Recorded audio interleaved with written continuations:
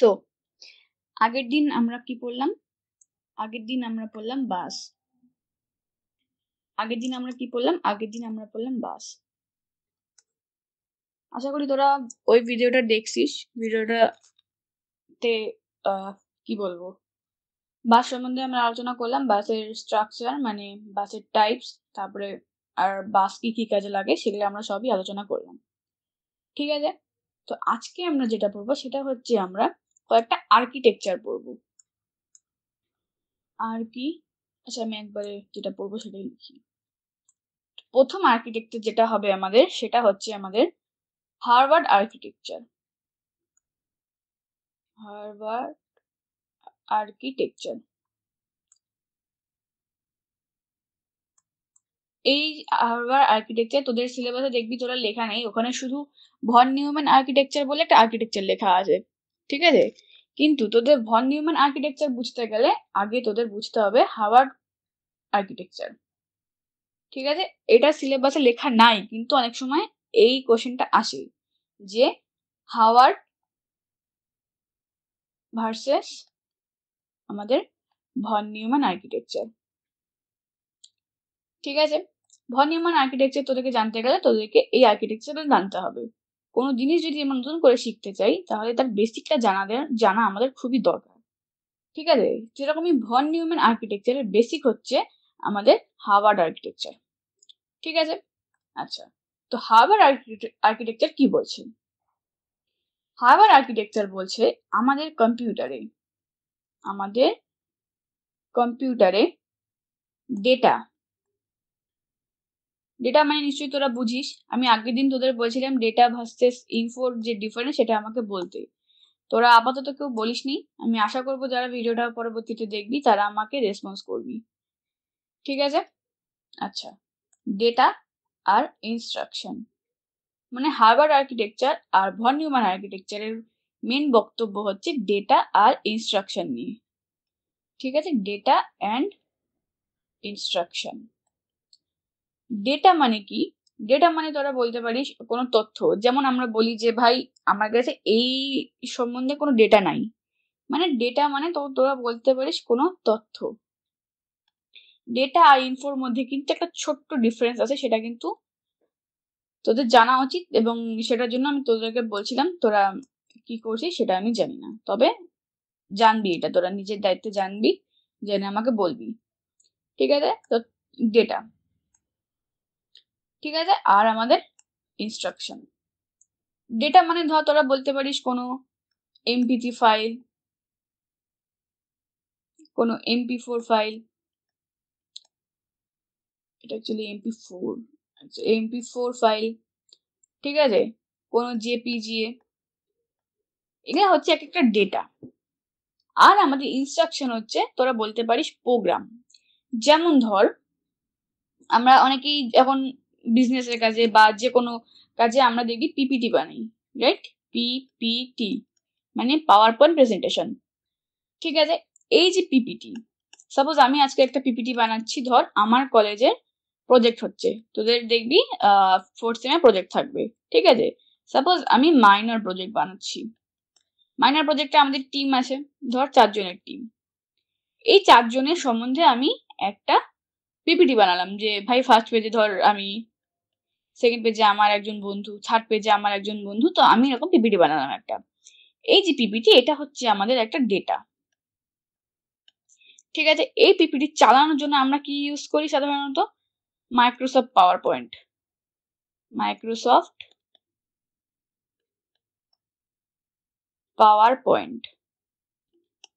ঠিক আছে, বা অনেকে ইউজ করে WPS অফিস, সেখানেও আমাদের পাওয়ার পয়েন্টের একটা অপশন থাকে WPS অফিস।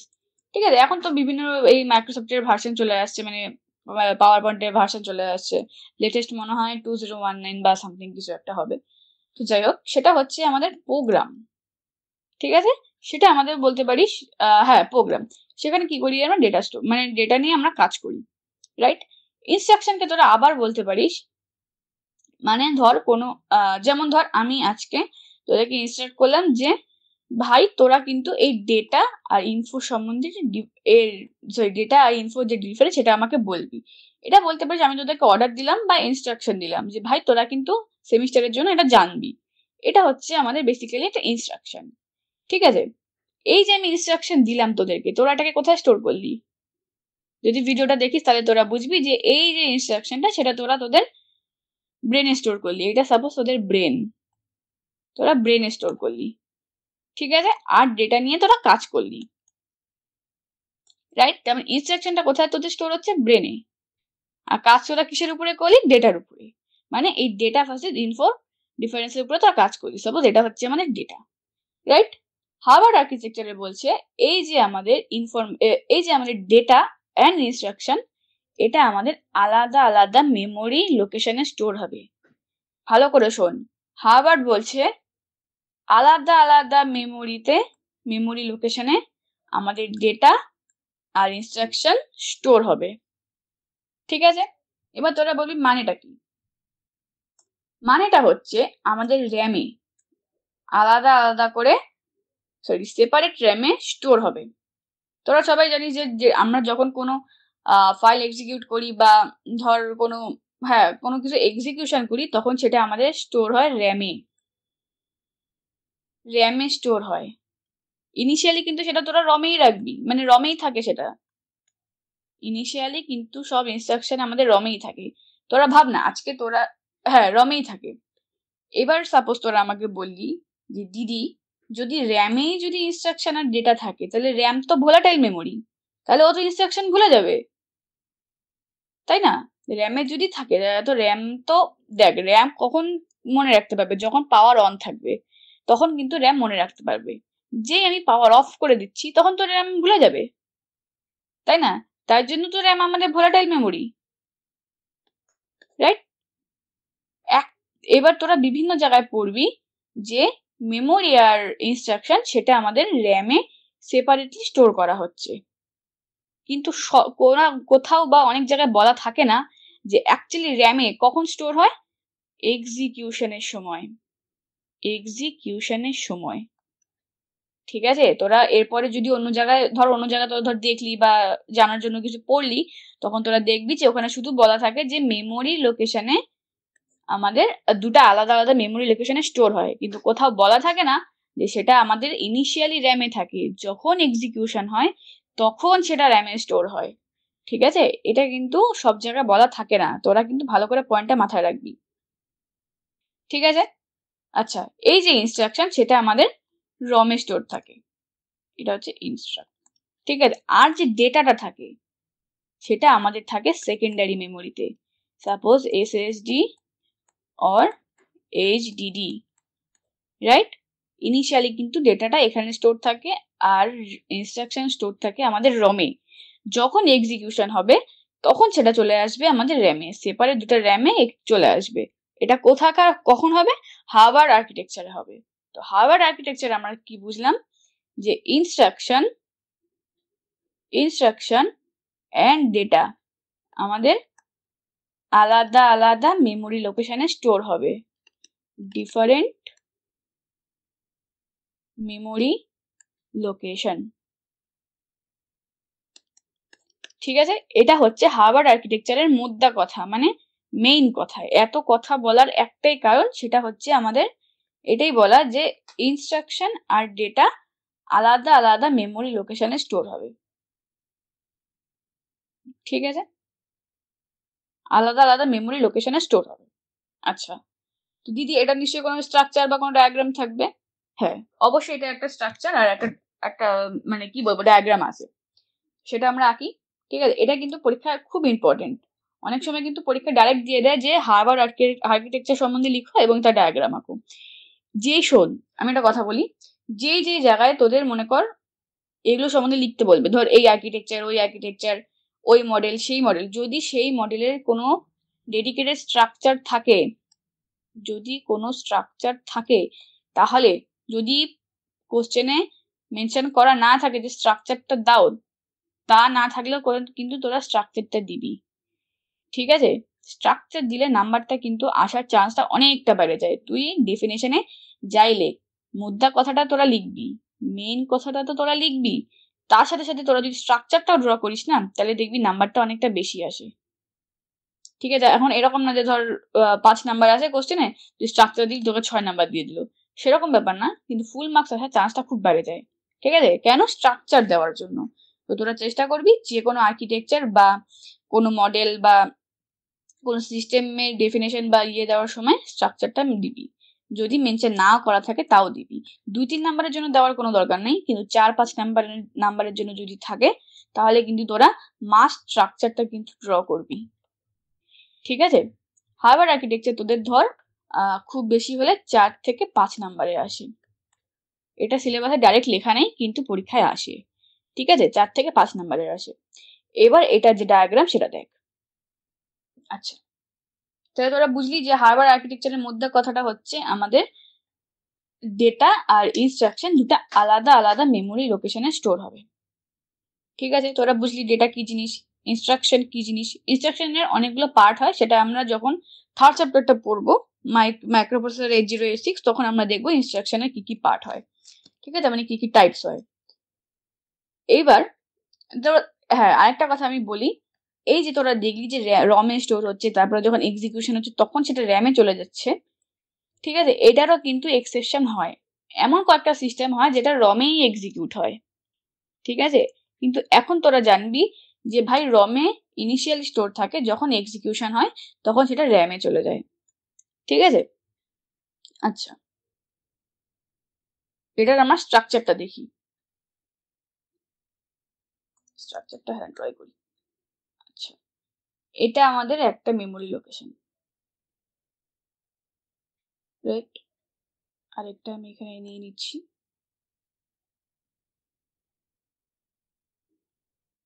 সব থেকে ইজি যেটা হবে তোদের স্ট্রাকচার মনে রাখার জন্য, আমি আপাতত সেই স্ট্রাকচারটি ড্র করি। ঠিক আছে? এটা সাপোজ আমাদের র্যাম, এন্ড এটা আমাদের রম। এখানে আমরা রাখবো ডেটা,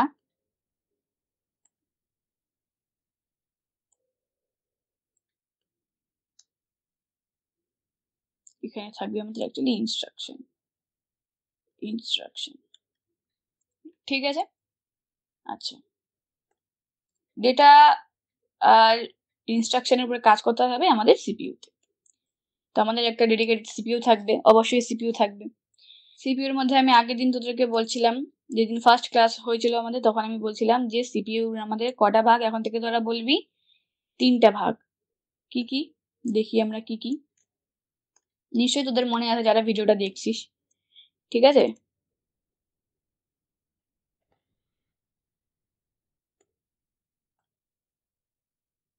এগুলার স্ট্রাকচার আরো তোরা ভালো করে ওই পিডিএফে পাবে, যে পিডিএফটা আমি তোদের হয়তো পড়ার জন্য দেবো। ঠিক আছে? এখানে জাস্ট আমি তোদের বোঝানোর জন্য এরকম ড্র করলাম।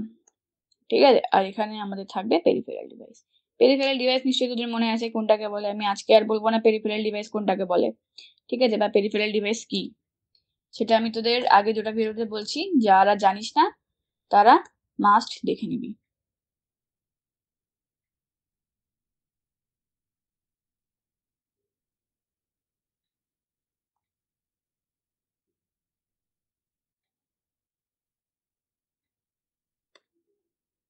আগের দিন আমি তোদেরকে বলছিলাম সিপিইউর 3টা ভাগ, সেটা হচ্ছে আমাদের সিইউ,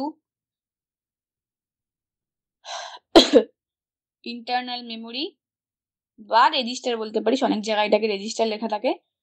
আচ্ছা, আমি রেজিস্টারই লিখে দিচ্ছি তোদের বোঝার জন্য। এটা আমাদের রেজিস্টার, শর্টে লিখি কারণ এই বক্সের মধ্যে জায়গা না। আচ্ছা, হয়ে যাবে। রেজিস্টার, এটা আমাদের এএলইউ মানে অ্যারিথমেটিক লজিক ইউনিট, আর এটা আমাদের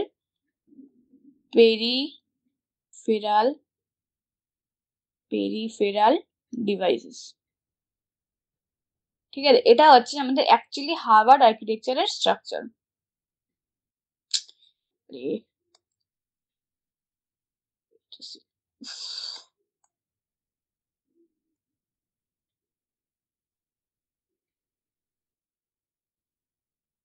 ঠিক আছে? এই স্ট্রাকচারটা কিন্তু তোরা প্র্যাকটিস করবি, আমি পিডিএফ এ পরে দিয়ে দিব।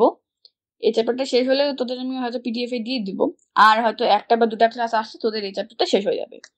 ঠিক আছে? আশা করি তোরা বাড়িতে পড়তেছিস। যাই হোক, না পড়লেও পড়াটা শুরু কর, পরে কিন্তু সময় পাবি না। ঠিক আছে? এটা হচ্ছে আমাদের হার্ভার্ড আর্কিটেকচার। আমি আরেকবার বলে দিচ্ছি হার্ভার্ড আর্কিটেকচার কি জিনিস, কি কাজে লাগে বা কি। আচ্ছা, তোরা জানিস যে কম্পিউটারে আমাদের থাকে ডেটা অ্যান্ড ইনস্ট্রাকশন।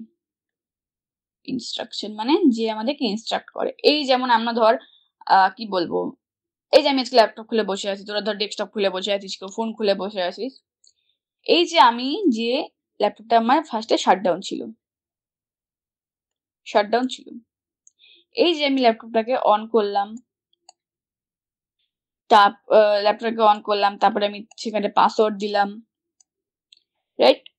তারপরে আমার কাছে ইয়েটা খুলে গেল, আমার স্ক্রিনটা খুলে গেল। তারপরে আমি ওয়ান নোট খুললাম, তারপরে আমি ওবিএস খুললাম। এই যে আমি এতগুলা যে কাজ করলাম, এই যে আমি অন করলাম, পাসওয়ার্ড দিলাম, স্ক্রিন দেখলাম, ওয়ান নোট খুললাম, ওবিএস খুললাম, এই যে আমি ওয়ান নোট খুললাম, এর জন্য নিশ্চয়ই কোনো ইনস্ট্রাকশন আগে থেকে আমার রমে স্টোর করা, রাইট? ইনস্ট্রাকশন আমার আগে থেকে স্টোর করা।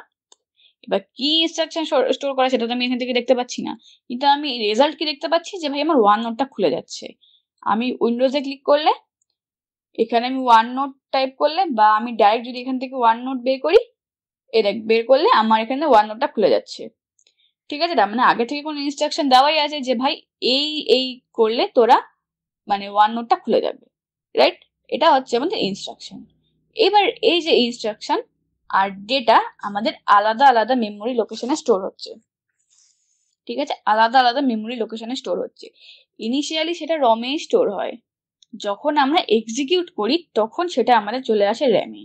এই জিনিসটা সব জায়গায় তোরা পাবি না, ঠিক আছে? ওখানে কোথাও বলেন না যে ভাই রমে স্টোর হয় তারপর ওটা র্যামে চলে আসে। ওখানে ডাইরেক্ট বলা থাকে যে র্যামে ডেটা আর ইনস্ট্রাকশনটা আলাদা আলাদা, মানে আলাদা আলাদা র্যামে স্টোর হয়, ঠিক আছে? এই জিনিসটা কিন্তু তোরা মনে রাখবি, ঠিক আছে?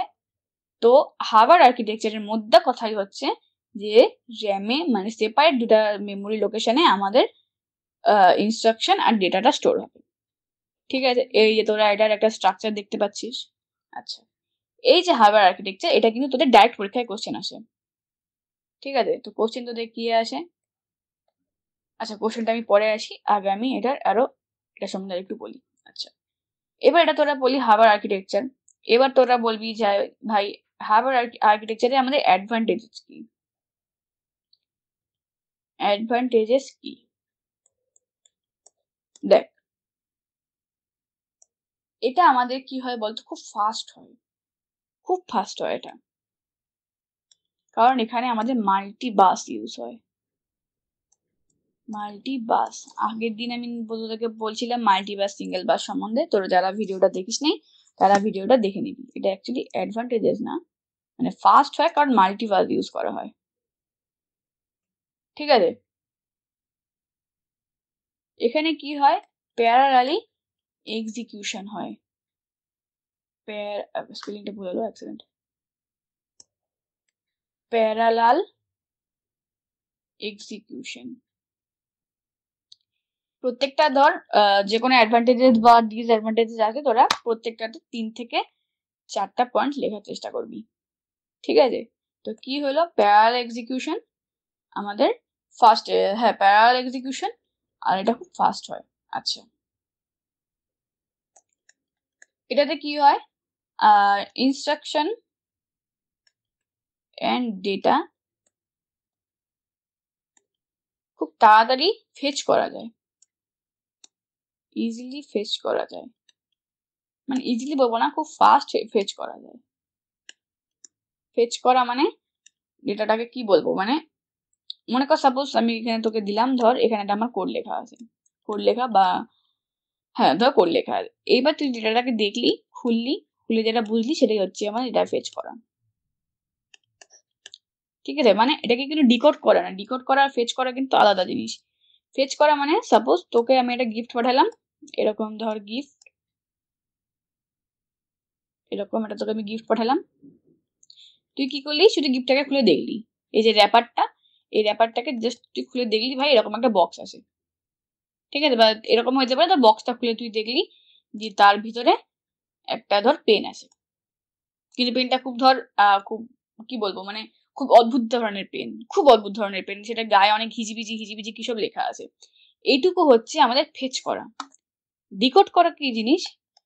ডিকোড করা হচ্ছে যখন আমি পেনটাকে নিয়ে ওর গায়ে কি কি লেখা আছে, ছোট ছোট ছোট ছোট ছোট কি কি ভাষায় লেখা আছে, সেই জিনিসটাকে যখন আমি পড়তে পারবো, যখন সেই জিনিসটাকে আমি বুঝতে পারবো, সেটা হচ্ছে আমরা ডিকোড করা। এগুলো পরে আমি আবার বলবো যখন আমি ইনস্ট্রাকশনের একটু ডিটেলসে বলবো।